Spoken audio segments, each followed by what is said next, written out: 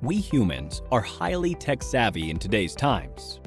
With the extensive use of the internet and modern technologies, there is a massive challenge in protecting all our digital data, such as net banking information, account credentials, and medical reports, to name a few.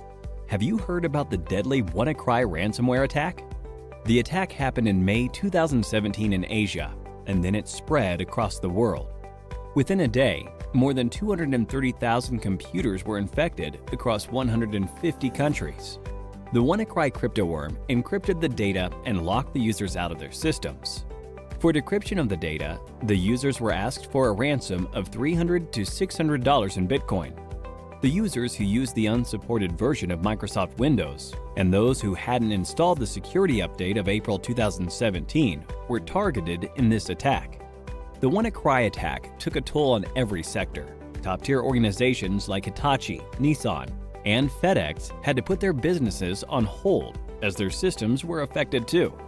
Now, this is what you call a cyber attack. To prevent such attacks, cybersecurity is implemented. We can define cybersecurity as the practice of protecting networks, programs, computer systems, and their components from unauthorized digital attacks. These illegal attacks are often referred to as hacking. Hacking refers to exploiting weaknesses in a computer network to obtain unauthorized access to information. A hacker is a person who tries to hack into computer systems. This is a misconception that hacking is always wrong. There are hackers who work with different motives. Let's have a look at 3 different types of hackers. Black hat hackers are individuals who illegally hack into a system for monetary gain.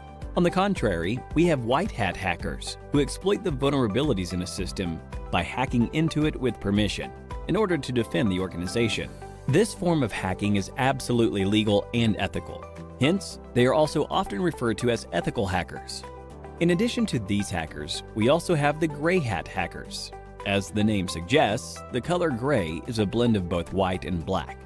These hackers discover vulnerabilities in a system and report it to the system's owner, which is a good act. But they do this without seeking the owner's approval. Sometimes gray hat hackers also ask for money in return for the spotted vulnerabilities. Now that you have seen the different types of hackers, let's understand more about the hacking that is legal and valid, ethical hacking, through an interesting story. Dan runs a trading company. He does online training with the money his customers invest. Everything was going well, and Dan's business was booming, until a hacker decided to hack the company's servers.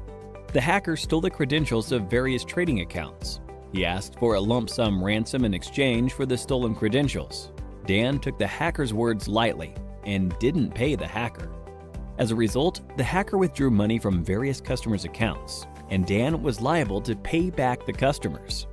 Dan lost a lot of money and also the trust of his customers. After this incident, Dan gave a lot of thought as to what could have gone wrong with the security infrastructure in his company. He wished there was someone from his company who could have run a test attack to see how vulnerable his systems were before the hacker penetrated into the network. This was when he realized he needed an employee who thinks like a hacker and identifies the vulnerabilities in his network before an outsider does. To do this job, he hired an ethical hacker, John. John was a skilled professional who worked precisely like a hacker. In no time, he spotted several vulnerabilities in Dan's organization and closed all the loopholes. Hiring an ethical hacker helped Dan protect his customers from further attacks in the future. This, in turn, increased the company's productivity and guarded the company's reputation. So, now you know hacking is not always bad. John, in this scenario, exposed the vulnerabilities in the existing network, and such hacking is known as ethical hacking. Ethical hacking is distributed into 6 different phases. Let us look at these phases step by step with respect to how John, our ethical hacker, will act. Before launching an attack, the first step John takes is to gather all the necessary information about the organization's system that he intends to attack. This step is called reconnaissance. He uses tools like Nmap and Hping for this purpose. John then tries to spot the vulnerabilities, if any, in the target system using tools like Nmap and Nexpose.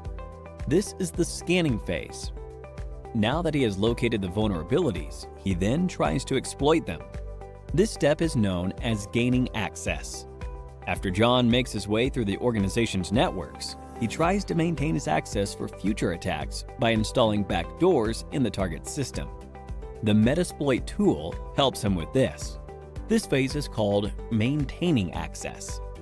John is a brilliant hacker. Hence, he tries his best not to leave any evidence of his attack. This is the fifth phase, clearing tracks.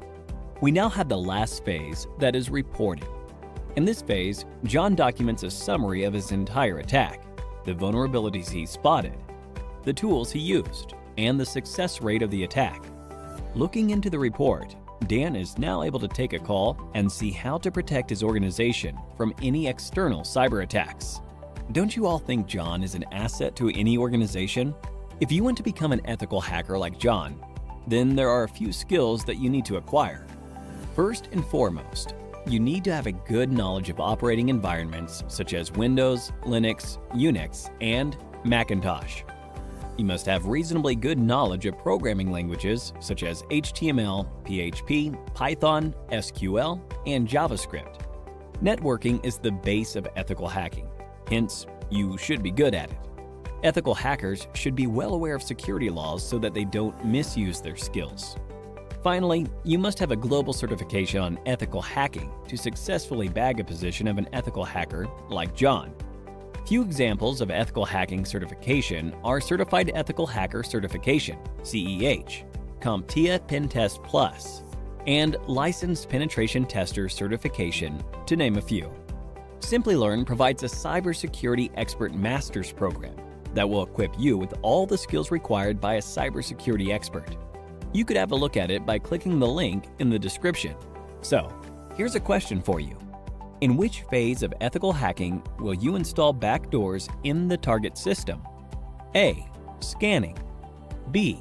Maintaining access. C. Clearing tracks. D.